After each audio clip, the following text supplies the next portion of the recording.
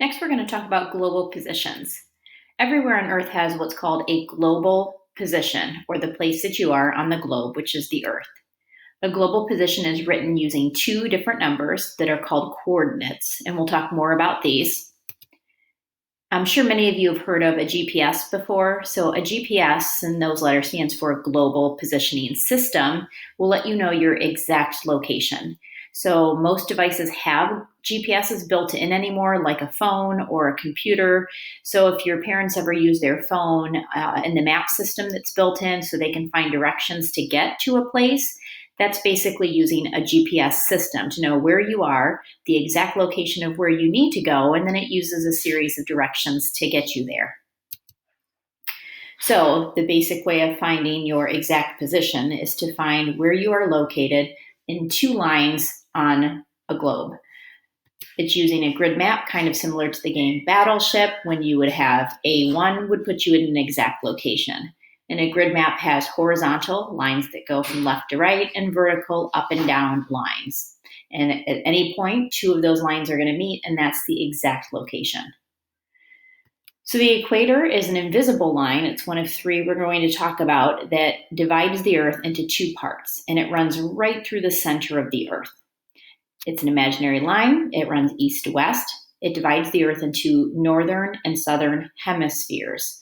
The word sphere means a ball, which is kind of the shape of the Earth, and hemi means half. So a hemisphere is half of a ball, half of the globe. The equator passes through the mainland of the continents of South America, which is down over here, and Africa, which is here. So think about it being the belt of the Earth. The prime meridian is another invisible line, but this one runs top to bottom of the Earth, dividing it into two halves, two hemispheres, but this time it'd be an eastern and a western hemisphere. So a little bit of background about the prime meridian line. In 1721, Great Britain established its own meridian line, which runs right through that city, and it later became the prime or number one meridian that everybody would use, because before this, sailors would make up their own meridian or beginning line based upon the country they were sailing from. So this made it one line that everybody uses. And the third invisible line is called the international date line.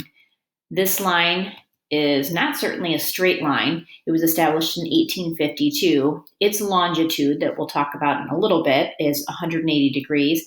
It's basically on the opposite side of the Earth from where the prime meridian is. And the international date line marks the end of one day and the beginning of another. So if you've ever crossed from one time zone into another, that's what the international date line, but it's going to cross that hour that goes from one day into the next. So those are the three imaginary lines, the equator, and then the prime meridian on one side of the Earth, international date line on the other. So the equator, once again, divides the Earth into the two hemispheres, north on the top and the southern hemisphere on the bottom.